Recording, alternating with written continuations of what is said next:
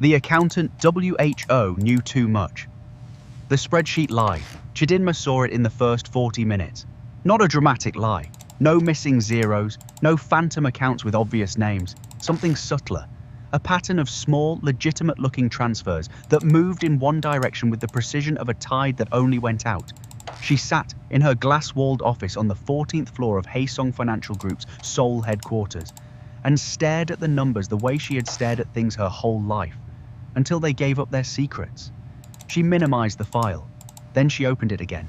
Then she minimized it a second time and walked to the window and looked out at the Han River glittering below and told herself she was imagining things. She was not imagining things. 3 months earlier, she had been in Lagos, sitting across from a recruiter named Mr. Babalola, who had the kind of smile that came with commission targets. Haesong is one of Seoul's fastest-growing financial groups, he told her. They specifically requested a forensic accountant with West African operations experience. You are, if I may say, exactly what they are looking for. The salary had been almost offensive in its generosity. Her mother's dialysis bills had been almost offensive in their regularity. She had signed the contract the same afternoon. Seoul had been cold and clean and loud in a different way than Lagos was loud. The office had been warm and impressively stocked with the kind of equipment she had only read about in certification journals. Her supervisor, a thin, efficient man named Director Yoon, had shaken her hand firmly and told her she was there to clean up the books before an external regulatory audit. Routine. Necessary. Welcome. She had believed him. Or she had chosen to. Now she was on month 3, and the spreadsheet was telling her things that routine accounting did not explain. She was still standing at the window when the door to her office opened without a knock. She knew before she turned who it would be, because only one person entered without knocking. Young Taiwan moved the way men moved when they had learned very young that their presence was already a statement, quietly, with economy, like someone conserving energy for something important. He was the firm's head of internal security liaison, which in practice meant he was the man they sent to watch her. She had worked that out in week 2. You have been staring at the river for 11 minutes, he said. I was thinking. About what? She turned around. About whether the reconciliation figures for the Busan satellite accounts have always been offset by exactly 3.2%, or whether someone set that parameter deliberately. His face did not move, but something behind his eyes did. A small, careful recalibration. Is that unusual? In a well-run firm, it would be a rounding adjustment. In a firm with this volume of microtransfers? She looked at him steadily. It's a skimming architecture. Someone built it to be invisible from the outside. The problem is, I'm on the inside. The silence that followed was the kind that contained multiple conversations at once. You should be careful, he said finally, about the conclusions you draw from incomplete data. I'm a forensic accountant. Drawing conclusions from incomplete data is the entire job. He left without another word. Chidinma turned back to the window and breathed. Her heart was hammering. She had just told the man assigned to monitor her exactly what she knew, and she did not fully understand why, except that in the moment she had looked at him, she had not seen a threat. She had seen someone who already knew.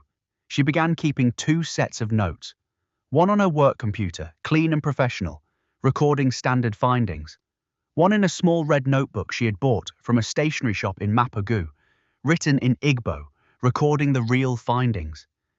The notebook lived in the lining of her winter coat. The real findings were significant.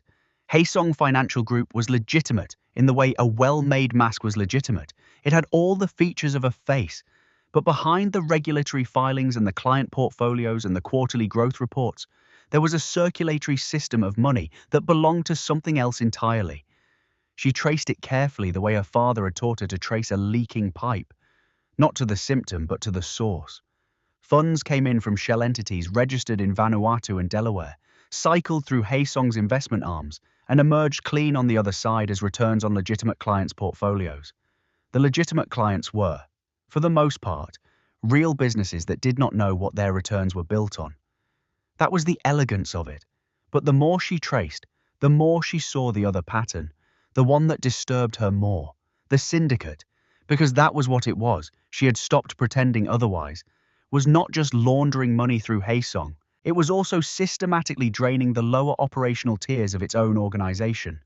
Mid-level figures, the men who ran the street operations and the collection routes, and the minor enforcement arms, were being paid in structured disbursements that looked like salaries but were actually net of hidden deductions, fake operational fees, inflated logistics costs, insurance premiums paid to entities that did not exist. The people at the bottom were working for an organization that was quietly picking their pockets while the top ate well. It reminded her of something she had seen before in corporate fraud cases back home. A hierarchy held together not by loyalty, but by controlled poverty. She was sitting with this realization at 11 o'clock on a Wednesday night, alone in the office, when Taewon appeared again. This time, he sat down across from her without being invited. He set 2 cups of convenience store coffee on the desk. He pushed one toward her. She looked at it. "Is it poisoned?" "If I wanted to harm you," he said evenly, "I would not need to poison your coffee." That's either reassuring or the opposite. She picked up the cup. They sat in silence for a moment. Then he said quietly, in the tone of a man who had been carrying something for a long time, "How much do you know?" "Enough," she said. "Enough to be in danger?" She thought about the question seriously. "I think I passed that point about 6 weeks ago. I just didn't name it then." Something crossed his face. Not guilt exactly. More like recognition. "Then you already know there are people in this building who would consider you a liability." "Yes." "And you kept looking anyway." She wrapped both hands around the coffee cup. It was cold in the office at night. "I'm not wired to stop looking. I see a discrepancy and I need to understand it. And that's not bravery. It's just how I am." She paused. "Why are you here, Taewon? Not in this office. Here. In this organization." The pause that followed was very long. "I was 19, he said. "My father had a debt. The kind of debt that doesn't go to a bank for resolution. Someone offered a solution." He stared at the coffee cup. "By the time I understood what I had joined, I had been inside it for 3 years. After 3 years, they know enough about you, and you know enough about them. It becomes a closed system." "How long have you been trying to get out?" His jaw moved. 4 years. She looked at him across the desk in the fluorescent quiet of the office and understood 2 things simultaneously: that he was telling her the truth, and that this conversation was the most dangerous thing that had happened to her since she landed in Seoul. "Then we have a problem," she said, "and also, possibly, a solution, but only if we're honest with each other from this point forward. No more watching, no more performing. I need to know if you're willing to do something that actually costs you something." Taewon was quiet for a long moment. "What would that be?" "Help me document everything." "Not for self-protection. For submission, proper channels, financial intelligence unit, financial prosecutors, the kind of documentation that holds." His face went very still. "You understand what you're asking?" "I understand exactly what I'm asking. I'm asking you to risk everything you've spent 4 years trying to protect." "And you? You'd be risking more. You're a foreign national. If this goes wrong, you don't have the same networks I know." She cut him off, not rudely, just certainly. "I know what I'm risking. I've known for weeks, but I've been doing this calculation in my head over and over, and the answer keeps coming out the same." She leaned forward slightly. "I'm a forensic accountant. I balance books for a living. And what I've found in these books is that the people at the bottom of this organization, the ones running the errands and making the collections and taking all the physical risk, they're being stolen from, every month, systematically, by the same people they're protecting." She paused. "I can't unsee that. I cannot look at that and file it away and go home. That is not something I know how to do." Taewon looked at her for a very long time. Then he said, so quietly she almost didn't catch it, "Neither do I. Not anymore. They worked in fragments, the way careful people work when the walls might have ears." Taewon had access to physical servers that Chidinma could not reach directly. She had the accounting architecture, the ability to translate financial flows into a narrative that regulatory authorities could follow.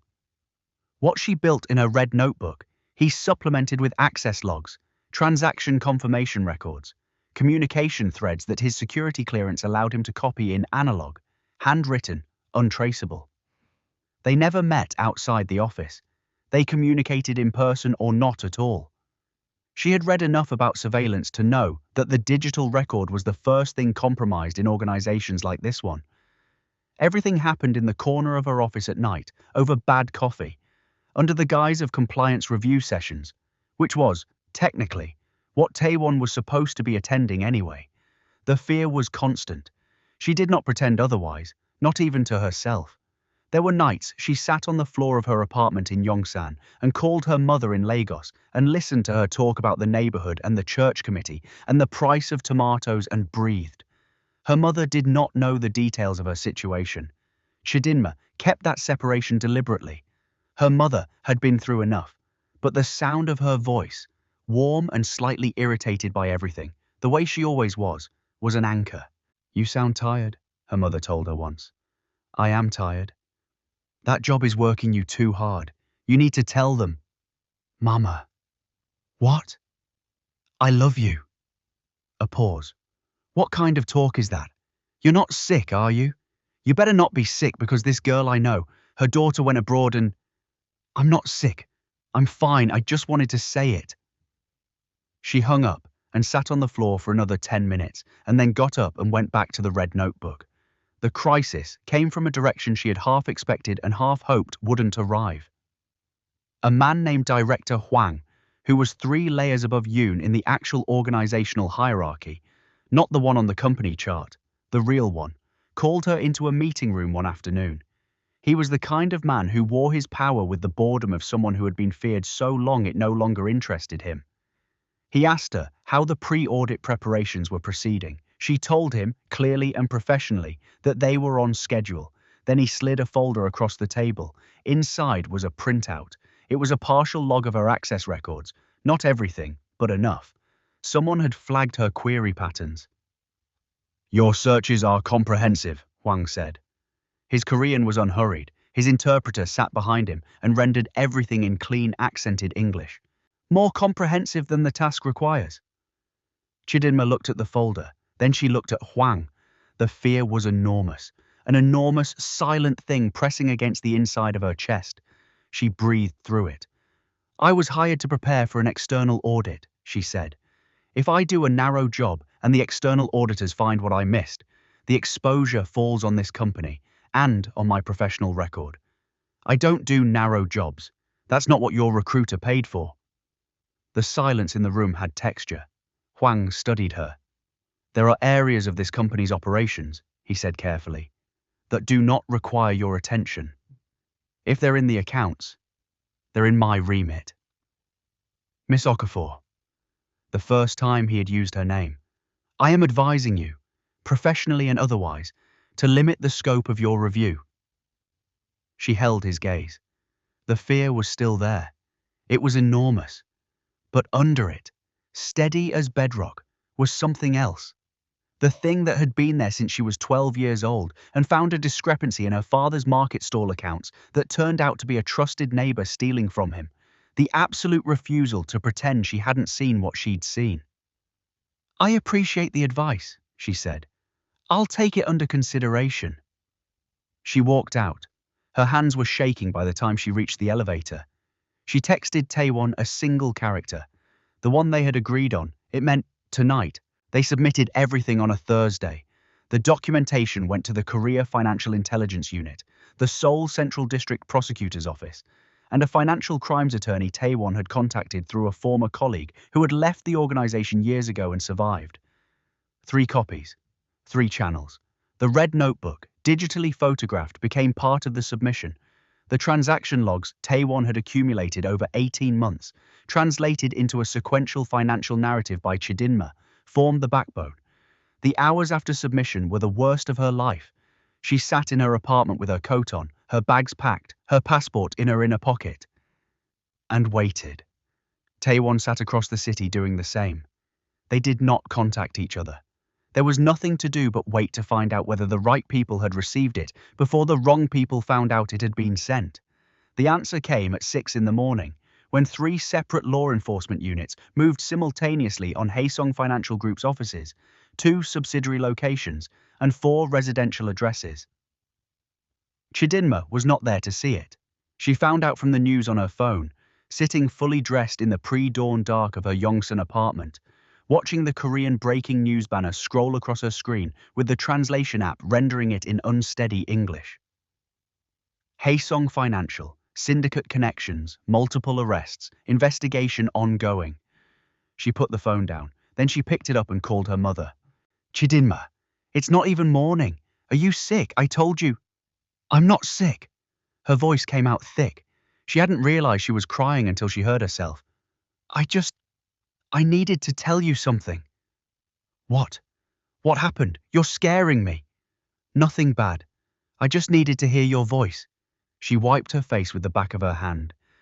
I did something hard, Mama. I did something that could have gone very badly, and it went okay. And She stopped. The words were insufficient. They were always insufficient for the big things. I just wanted to talk to you. Her mother was quiet for a moment. Then, in the gentler voice she reserved for when she understood something was real. Tell me. She saw Taewon once more before the legal proceedings fully consumed them both into separate processes. It was in the waiting room of the prosecutor's office, both of them there for preliminary statements. He looked like someone who had slept, which surprised her. She had expected exhaustion. Instead, he had the look of a man whose muscles had unclenched after years of tension. Not happy, not easy, but lighter. How are you? She asked. I don't know yet, he said honestly. There will be consequences, personal ones. He looked at his hands. I've already had conversations with my family that I should have had years ago. Some of them went badly. I'm sorry. Don't be. They needed to happen. He looked up.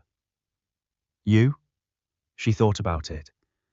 Professionally, I may never work in corporate finance again. My name is going to be on documents that will make a lot of people uncomfortable.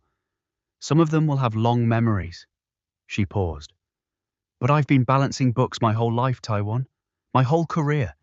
And the only account that matters at the end, the only one that follows you out the door when everything else is gone, is the one you kept with yourself.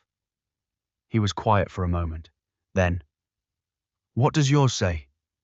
She thought about the fear, the shaking hands, the midnight phone calls to her mother, the 11 minutes staring at the Han River before she chose to say what she'd seen out loud. She thought about the red notebook and the bad coffee and the Thursday morning news alert and the sound of her own voice breaking on an international call before the sun rose. It says, I'm square, she said. Finally, after a long time of not being sure, I'm square. He nodded slowly. Outside the window, Seoul moved in its ordinary morning rush. Taxis and pedestrians, and the sound of a city doing what cities do, indifferent and enormous and alive. They were called in separately. They gave their statements. The case, as these cases do, moved into the long machinery of justice, slow, imperfect, but real. Chidinma Okafor flew back to Lagos 4 months later, after the last of her required appearances. She had a letter of commendation from the Seoul Central District Prosecutor's Office that her mother read 3 times and then laminated. She had no job offer waiting. She had the red notebook, which she kept. And she had the clean, quiet, unspectacular feeling of someone who had looked at a set of numbers that told a dangerous story and had refused, even when it cost her, to pretend they said something else.